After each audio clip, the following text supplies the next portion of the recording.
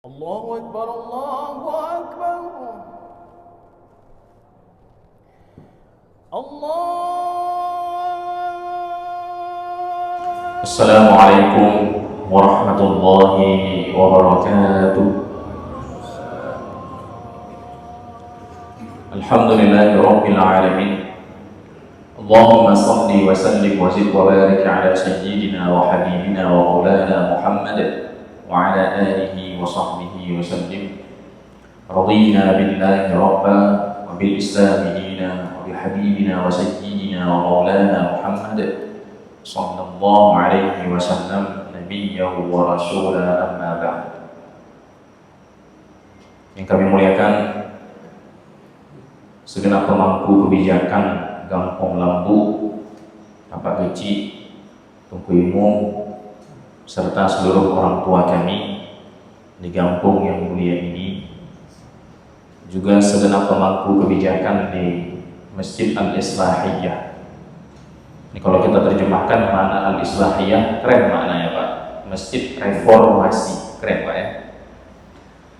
Kemudian yang kami muliakan pula orang tua kami dari Kemenak Kota Banda Aceh, Bapak Kepala Kemenak Kota Banda Aceh, Bapak Salman, dan juga dari guru-guru kami dari Suling, abadi kami Bapak Ibnu Sa'dan. Ini beliau masih terlihat ngantuk karena baru nyampe dari Medan, belum pulang ke rumah lagi, tapi sudah langsung ke masjid.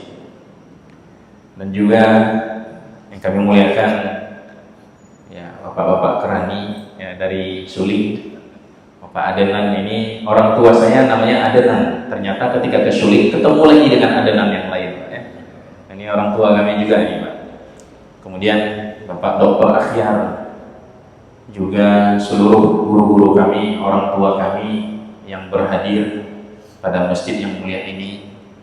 Tidak ada doa yang kami panjatkan selain sebagaimana Allah kumpulkan kita di tempat yang mulia ini. Semoga kelak Allah kumpulkan kita semuanya bersama baginda Rasulullah Sallallahu Alaihi Wasallam. Untuk itu, demi mengambil keberkahan dari majelis ini, mari kita semuanya sejenak saja, sebentar saja kita baca surat Al-Fatihah. Kita hadiahkan pahalanya kepada baginda Rasulullah Sallallahu Alaihi Wasallam sebagai hadiah kita kepada beliau, kepada keluarga beliau, kepada sahabat beliau, kepada guru-guru kita, juga kepada seluruh orang tua kita dari Kemenak Kota, orang tua di Kampung Lampu, dari BBC, Pak Irwandi, dan juga dari Suling. Semoga Allah Subhanahu Wa Taala juga kepada kita semuanya, semoga Allah Subhanahu Wa Taala memberikan kita rahmat dan kasih sayang. Ala hadhihi niyyatil Fatihah wa rahmatullah. A'udzu billahi minasyaitonir rajim. Bismillahirrahmanirrahim. Alhamdulillahi rabbil alamin, arrahmanir rahim, maliki yaumiddin, iyyaka na'budu wa iyyaka nasta'in. اهدنا الصراط المستقيم صراط الذين أنعمت عليهم غير المغضوب عليهم ولا الضالين. Jemaah yang dimuliakan oleh Allah Subhanahu wa taala, alhamdulillah, puji syukur kita hadirkan kepada Allah Subhanahu wa taala. Hari ini kita diberikan rahmat dan kasih sayang sehingga bisa kita berkumpul di rumah Allah Subhanahu wa taala dalam mengikuti program Suling Safari Subuh Keliling. Bagi orang tua kami mungkin ini merupakan safari subuh, tapi bagi kami bukan. Bagi saya adalah Jakwo Kampung. Kenapa saya katakan saya sedang pulang kampung? Karena sebenarnya Masjid Lambu ini adalah rumah saya, Pak. Kampung Lambu ini adalah rumah saya yang berdampingan dengan Kampung Brawi. Nyan, urungsi kamu di Brawi di Cemburu. Kenapa demikian? Karena alhamdulillah saya duduk di kursi ini bukan hari ini, tapi sudah setahun di sini, dimuliakan oleh guru-guru kami di Lampu untuk mengkaji kitab tauhid. Kitab yang kami baca namanya Taqribul Aqaid As-Saniyah, Alhamdulillah hafal kita baca di sini. Ini kira-kira bapak-bapak, ibu-ibu yang sudah ikut kalau dites mungkin nggak? Ya alhamdulillah. Semoga ada manfaat untuk kita semuanya. Maka hari ini kami duduk di hadapan guru-guru kami semuanya, bukan untuk safari tapi untuk melepas rindu dengan Masjid Lampu. Dan semoga Allah memberikan rahmat kepada kita semuanya. Bapak ibu-ibu yang dimuliakan oleh Allah Subhanahu wa taala. Ketika diminta oleh Dr. Akhyar untuk mengisi majelis majelis syuling, saya memikirkan kira-kira apa tema yang cocok untuk kita bahas di sini. Saya susun satu persatu, bahkan sampai tadi malam belum ketemu apa yang mau dibahas.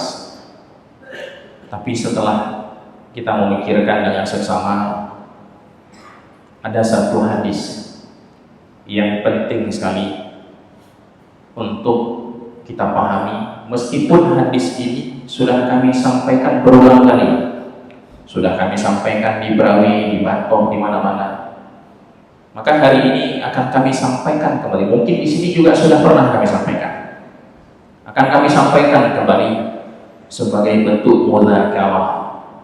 Karena hadis ini merupakan hadis yang penting, ibadah penting. Hadis ini berbicara tentang syarat masuk surga, Pak. Ini saya tanya, Bapak ibu-ibu, nah rencana ada mau surga, Pak? Nah rencana, alhamdulillah. Maka kalau kita ada rencana untuk masuk surga, maka hadis ini adalah jawabannya. Bahwasanya baginda Rasulullah SAW dalam sebuah hadis yang diriwayatkan oleh Imam Al-Bukhari dari Sayyidina Abi Dzar Al-Ghifari, beliau berkata seperti ini: la yudkhila ahadan amaluhul jannah. Ini Pak, artinya jangan dipahami secara tekstual Pak ya. Ini masih satu penggalan, belum selesai. Kata Rasulullah SAW, tidak ada satupun orang yang masuk ke dalam surga karena amal perbuatannya. Ya.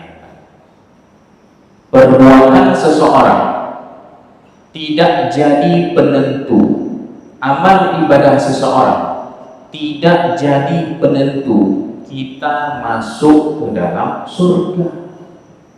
Yang kabalau cukup ada bagai BBC syuli tadi sama yang diurang kamu sedekah gekir ya Rasulullah, yang amal perbuatannya tidak menjamin seseorang masuk ke dalam surga. Yang kabalau bukan yang menentukan kita masuk ke dalam surga amal ibadah kita. Amal ibadah kita bukanlah penentu apakah kita berhak untuk masuk surga atau tidak masuk surga. Maka para sahabat ketika mendengarkan kalimat ini, para sahabat klarifikasi lagi kepada Rasulullah. Wala anta ya Rasulullah, engkau juga tidak wahai Rasulullah. Kata Rasulullah SAW, wala ana, saya pun tidak. Illa antaghammadani Allahu bi rahmati. Nah, nyata ingat betul. Syarat seseorang masuk surga adalah apabila mendapatkan rahmat Allah.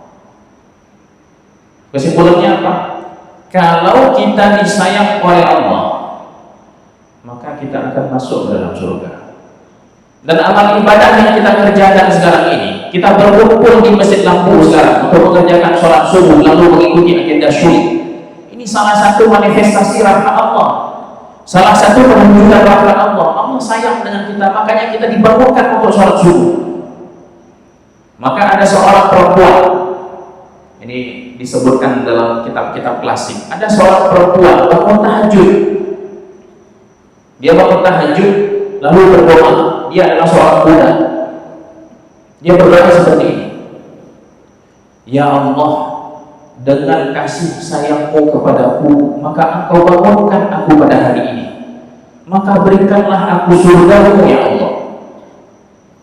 Ternyata suara munajat itu didengar oleh tuannya. Perempuan ini adalah seorang budak, dengar suara munajat itu oleh tuannya. Lalu tuannya tersebut datang kepada perempuan tersebut berkata seperti ini, wahai budak perempuan, engkau salah cara berdoa. Kenapa engkau mengatakan demi cintamu kepadaku maka engkau bangunkan aku pada subuh ini, pada hari ini, pada tahajud ini? Engkau salah berkata seperti itu. Yang betul seperti ini, demi cintaku padamu maka aku pun bangun pada hari ini. Itu kata tuannya. Maka budak perempuan itu berkata kepada tuannya, wahai tuan, kalau tidak karena Allah sayang kepada saya tidak akan bangun hari ini. Maka jemaah yang dimuliakan oleh Allah, kenapa kita bisa didatangkan oleh Allah hari ini? Bahkan sebagian guru-guru kami mungkin, mohon maaf Pak ya, sudah lanjut usianya, tapi masih Allah kuatkan hari ini. Ini adalah salah satu manifestasi rahmat Allah, wujud rahmat Allah Subhanahu wa Ta'ala. Maka jangan dimuliakan oleh Allah. Kalau Allah sayang dengan kita, maka Allah akan masukkan kita ke dalam surga. Pertanyaannya begini, kalau disayang Allah masuk ke dalam surga, kalau dibenci oleh Allah bagaimana? Kalau kita dibenci oleh Allah Subhanahu wa Ta'ala, jangankan masuk ke dalam surga, yang di dalam surga pun karena dibenci oleh Allah, diusir oleh Allah Subhanahu wa Ta'ala. Ini sudah saya sampaikan berkali-kali. Sudah saya berikan contoh makhluk namanya Azazil. Azazil ini ibadahnya itu lebih banyak daripada kita, Pak. Sholatnya itu lebih khusyuk daripada kita. Ilmunya itu lebih luas juga daripada kita. Kalau kita ibadah kita mungkin seumur hidup itu mungkin paling lama 70 tahun, 80 tahun. Azazil ini beribadah kepada Allah 11.000 tahun. Siapa yang mengatakan itu? Ini diriwayatkan oleh Imam Al-Baihaqi. Dia beribadah kepada Allah 11.000 tahun. Bahkan karena ibadah tersebut Allah angkat derajatnya, Allah masukkan ke dalam surga, dimasukkan oleh Allah ke dalam surga. Lalu muncul masuk ke dalam surga, Azazil bahkan dinobatkan sebagai menteri keuangan surga, Khazinul Jannah. Jabatannya luar biasa, ibadahnya luar biasa, ilmunya luar biasa. Namun ternyata Azazil memiliki satu penyakit di dalam hatinya, penyakit yang membuat dia diusir oleh Allah Subhanahu wa Ta'ala. Allah tahu Azazil punya penyakit itu. Oleh karena itu Allah uji Azazil dengan menciptakan seorang makhluk, yaitu Sayyidina Adam alaihissalam. Sayyidina Adam alaihissalam diciptakan oleh Allah, lalu Allah perintahkan seluruh makhluk pada saat itu, malaikat termasuk di situ Azazil, diperintahkan oleh Allah Subhanahu wa Ta'ala untuk sujud kepada Sayyidina Adam. Semuanya sujud, malaikat bersujud, semuanya bersujud kecuali satu, Azazil. Ketika ditanya oleh Allah Subhanahu wa Ta'ala, kenapa engkau menolak untuk bersujud? Apa kata Azazil? Ini ingat katanya baik-baik, Pak. Mungkin ini sudah didengarkan berkali-kali. Kata Azazil seperti ini. Qala ana khairun minhu khalaqtani min nari wa khalaqtahu min tin. Ya Allah, saya lebih mulia daripada dia. Engkau ciptakan dia daripada tanah, sementara engkau ciptakan daripada api. Api lebih mulia daripada tanah. Ini penyakit di dalam hati Azazil yang tidak terungkap kecuali sudah diuji oleh Allah Subhanahu wa Ta'ala. Lalu Allah Subhanahu wa Ta'ala apa yang dilakukan oleh Allah? Allah berkata kepada Azazil, qala khruj minha fa innaka rajim wa inna 'alaika la'nati ila yaumiddin. Wahai Azazil, keluarlah daripada surga, fa innaka rajim, sesungguhnya engkau adalah makhluk yang terkutuk, wa inna 'alaika la'nati ila yaumiddin, dan engkau akan mendapatkan laknatku sampai hari kiamat. Maka sejak saat itu makhluk bernama Azazil ini berubah nama menjadi iblis. Iblis itu artinya adalah al-ya'isul ba'is, makhluk yang putus asa. Kenapa bisa putus asa? Karena dilaknat oleh Allah. Kenapa dilaknat oleh Allah? Karena Azazil punya penyakit yang nama penyakit itu adalah ana, penyakit ana, penyakit aku. Para ulama menyebut penyakit tersebut adalah ananiyah. Apa arti ananiyah? Penyakit egoisme. Apa itu egoisme? Penyakit ego ini adalah penyakit yang bersarang dalam tubuh seorang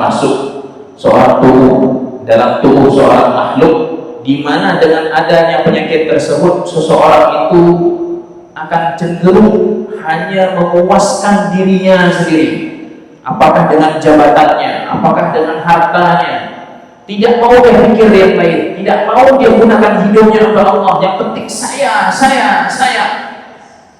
Maka Azazil berkata, qala ana khairun minhu. Inilah penyakit inilah yang membuat Azazil dilaknat oleh Allah. Dan penyakit ana ini bertentangan dengan syarat untuk masuk ke dalam surga. Apa itu? Rahmat. Bertentangan dengan syarat untuk masuk surga, yaitu kasih sayang yang diberikan oleh Allah. Allah tidak akan memberikan kasih sayang dengan orang-orang yang punya penyakit tersebut. Kita kembali kepada hadis yang tadi, bahwasanya syarat untuk masuk surga adalah mendapatkan rahmat Allah Subhanahu wa ta'ala. Lalu pertanyaannya, jamaah yang dimuliakan oleh Allah Subhanahu wa ta'ala, bagaimana caranya kita bisa dapatkan rahmat Allah? Nah, ini dijelaskan lagi dalam hadis yang lain. Nama hadisnya adalah hadis Musalsal bin Awwaliyah. Ini mohon diingat hadis ini, di mana Rasulullah SAW bersabda, diriwayatkan oleh Imam Abu Dawud daripada Sayyidina Abdullah bin Amr bin As, bahwa Rasulullah SAW bersabda, ar-rahimuna yarhamuhumur rahman, irhamu man fil ardi yarhamukum man fis sama. Panjang hadisnya apa? Ar-rahimuna yarhamuhumur rahman. Para pengasih, orang-orang yang sayang dengan orang lain, kata Allah, kata Rasulullah SAW, yarhamuhumur rahman, akan disayang oleh Zat yang Maha Penyayang, yaitu Allah. Yarhamu man fil ardi, sayangilah seluruh makhluk Allah yang ada di bumi. Yarhamukum man fis sama, maka malaikat-malaikat yang di langit pun akan turut menyayangi Anda. Maka kalau kita gabungkan dua hadis ini, maknanya seperti ini. Syarat untuk masuk surga adalah dapat rahmat Allah. Dan cara paling efektif untuk mendapatkan rahmat Allah adalah dengan saling berkasih sayang satu sama lain, tidak saling benci satu sama lain. Maka jamaah yang dimuliakan oleh Allah, berdasarkan dua hadis ini bisa kita simpulkan bahwasanya rahmat Allah, surga Allah itu letaknya di mana? Letaknya itu adalah di tangan orang-orang yang minta sedekah. Maka jangan pernah hardik orang minta sedekah. Surga Allah itu ada di gubuk reot rumah saudara-saudara kita. Surga Allah itu, rahmat Allah itu ada di perut orang-orang yang kelaparan. Tumbuhkan rasa kasih sayang untuk orang lain. Bagi seorang guru, surga itu adalah anak didiknya. Didik anak kita dengan cinta dan kasih sayang. Sayangi anak kita sebelum kita masukkan ilmu ke mereka. Sayangi mereka terlebih dahulu. Nyari surga, nyari rahmat Allah. Sayang kepada hamba Allah, disayang oleh Allah. Kalau disayang oleh Allah, masuk kita ke dalam surga. Jemaah yang dimuliakan oleh Allah, maka masuk ke dalam surga itu, Pak, syaratnya itu bukan banyak amal ibadah. Banyak amal ibadah menentukan tempat kita di surga, tapi syarat untuk masuk adalah dengan cara kita disayang oleh Allah. Mendapatkan kasih sayang Allah dengan kita sayang kepada makhluk Allah. Kita teringat, Pak, ada sebuah kisah dulu di masa Rasulullah SAW. Ada seorang perempuan perempuan ini, mohon maaf, Rasulullah menceritakan hal ini. Perempuan ini adalah kaum Bani Israel. Perempuan ini profesinya adalah sebagai PSK ataupun pelacur. Mohon maaf, ini kalimatnya kurang bagus. Perempuan ini sering melakukan hal-hal yang tercela, jual diri, hingga akhirnya perempuan ini ingin bertobat kepada Allah. Seorang pelacur ingin bertobat kepada Allah Subhanahu wa Ta'ala. Lalu ketika dia ingin bertobat kepada Allah, dia keluar dari tempat tersebut, rumah boarding itu. Dia berjalan. Di tengah perjalanan dia melihat seekor anjing yang sedang kehausan. Lalu perempuan itu lepas sepatunya. Dia ambil, dia tampung air, dia ambil air, kemudian diberikan kepada anjing tersebut. Kata Rasulullah SAW seperti ini katanya. Gara-gara rasa kasih sayangnya kepada seekor anjing, maka Allah ampunkan perempuan itu, pelacur itu diampunkan oleh Allah, dan Allah masukkan dia ke dalam surga. Apa yang diberikan oleh Allah Subhanahu wa Ta'ala? Coba kita bayangkan. Seorang pelacur dengan menolong seekor anjing dimasukkan oleh Allah ke dalam surga. Lalu bagaimana dengan kita yang soleh ini, yang luar biasa, yang setiap hari ke masjid? Ketika kita mau tolong saudara kita, apakah kita tidak dimasukkan oleh Allah ke dalam surga? Insya Allah semuanya kita dipantaskan oleh Allah ke dalam surga, dengan syarat harus punya rasa kasih sayang kepada saudara kita. Jangan ada rasa benci kepada orang lain. Maka guru kami pernah berkata seperti ini.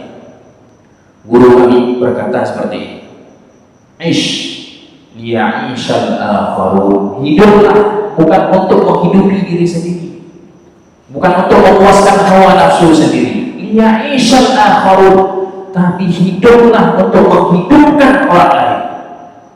Rasulullah pernah menyipir makna ini dalam sebuah hadis, bahwasanya seorang muslim hakiki itu bukan seperti bintang. Muslim hakiki itu bukan seperti bintang, bukan seperti bulan sebenarnya.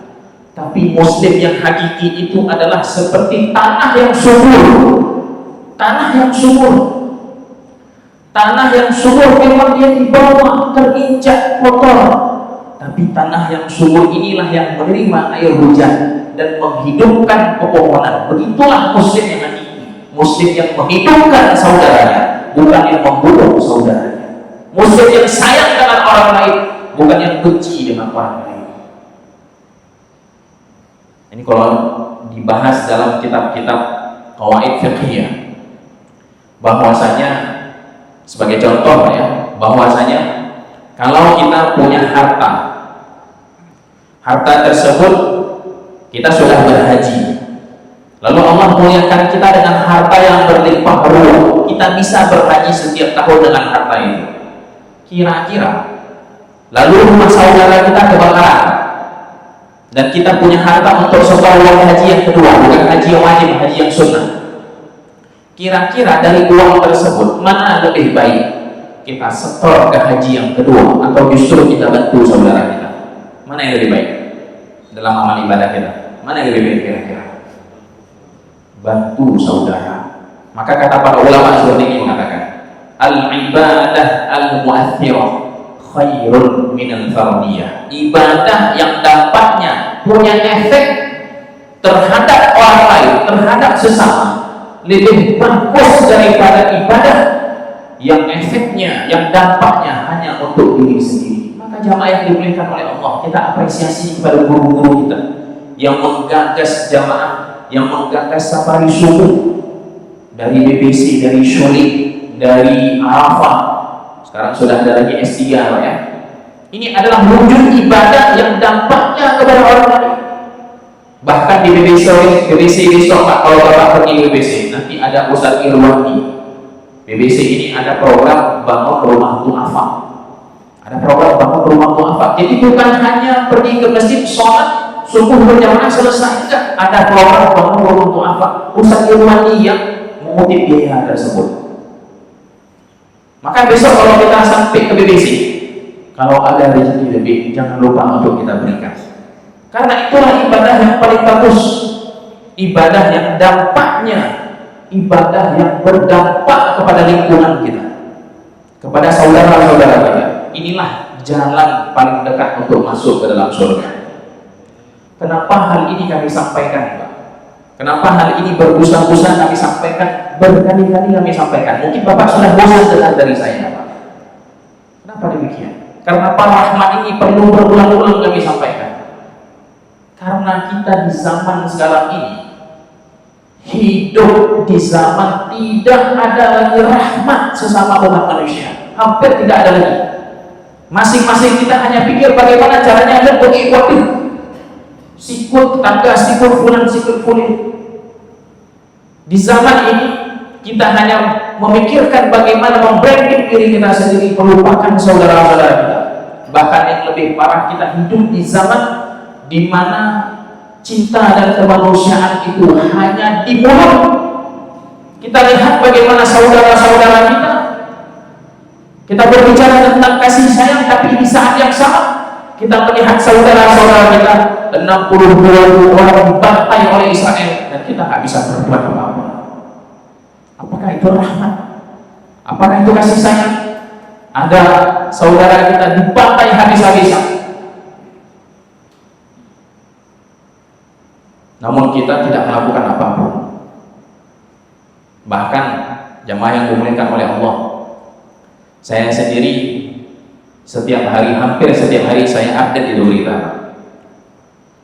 Kemarin baru dapat berita, ada seorang perempuan di Gaza, berat badannya normalnya itu 50-an, tapi karena Zionis Israel itu menutup seluruh akses bantuan di Gaza dalam keadaan sekarang, kondisi Gaza dalam kelaparan. Napek haji umroh, haji kita membara. Kalau kita tidur di rumah kita yang mewah, di atas kasur spread bed yang empuk, saudara-saudara kita di Gaza tidurnya itu di atas tenda, di dalam tenda, di atas taplak yang biasa, di atas tanah, dilapisi dengan taplak. Tidak ada makanan yang masuk. Akhirnya apa? Banyak sekali anak-anak Gaza sekarang itu tubuhnya kering kerontang, meninggal dalam keadaan lapar. Meninggal dalam keadaan lapar. Seorang perempuan, kemarin baru baca beritanya, Pak. Perempuan berat badannya 50 kg. Gara-gara kelaparan tersebut nyusut jadi setengahnya, 25 kg, mati dalam keadaan lapar. Kira-kira kalau kita lihat saudara kita mati dalam keadaan lapar di gunung tersebut, besok kalau kita ketemu dengan Rasulullah, apa mau kita sampaikan kepada Rasulullah? Saya sering dalam ceramah saya menghubungkan dengan Rasulullah. Apa mau kita sampaikan kepada Rasulullah SAW? Besok kalau seandainya Rasulullah bertanya kepada kita, kalian betul, nah dibantu kira-kira? Akan ditanya oleh Allah itu. Akan ditanya oleh Allah. Sementara kita sekarang ini, mohon maaf, jangankan membantu, kadang-kadang berdoa pun tidak. Jarang sekarang kami dapatkan di masjid-masjid kita ketika kami pulang ke Banda Aceh. Jarang kita dapatkan di mana kita membaca qunut nazilah, atau mungkin lupa mungkin kita. Jarang kita angkat tangan kita kepada saudara-saudara kita. Itu artinya apa? Kita lupa dengan saudara. Tidak ada rahmat dalam hati kita. Oleh karena itu jamaah yang dimuliakan oleh Allah, kami menyuruhkan kembali, mari kita galakkan kembali qunut nazilah kepada saudara-saudara kita di Gaza. Jangan pernah berhenti, galakkan kembali. Setidaknya itu merupakan wujud daripada rahmat kasih sayang kita kepada saudara-saudara kita di Gaza. Dan juga kita akan terus mendukung program pemerintah yang bersifat kemanusiaan untuk membantu saudara-saudara kita di Gaza sana. Apakah masuk bantuan itu terserah, yang penting kita tunaikan kewajiban kita. Bukan kita bantuan yang boleh. Yang jelas kita harus terus konsisten membantu. Jangan pernah bosan untuk menghidupkan saudara-saudara kita. Jangan pernah bosan untuk peduli kepada saudara-saudara kita di jalur Gaza. Semoga dengan cara demikian Allah timpakan kepada kita rahmat dan kasih sayang. Dengan kasih sayang tersebut semuanya kita dipantaskan oleh Allah untuk masuk ke dalam surga. Amin amin ya rabbal alamin. Aqulu qawli hadza wa astaghfirullah li wa lakum. Subhanallahi wa bihamdihi, subhanallah wa bihamdika, asyhadu an la ilaha illa anta, astaghfiruka Allahumma wa natubu ilaik. Fassalamullahi alaikum warahmatullahi wabarakatuh. يا ربنا لك الحمد كما ينبغي لجلال وجهك الكريم وعظيم سلطانك. اللهم صل على سيدنا محمد وعلى آله وصحبه أجمعين. اللهم أعنا على ذكرك وشكرك وحسن عبادتك. ربنا اغفر لنا ذنوبنا ولوالدينا وارحمهم كما ربونا صغارا، ولجميع المسلمين والمسلمات والمؤمنين والمؤمنات الأحياء منهم والأموات برحمتك يا أرحم الراحمين. اللهم انصر إخواننا المسلمين المستضعفين في فلسطين. اللهم انصرهم على أعدائهم. اللهم انصرهم نصرا عزيزا. اللهم أعز الإسلام والمسلمين وأهلك الكفرة والمشركين ودمر أعداءك أعداء الدين واجمع كلمة المسلمين على الحق يا رب العالمين.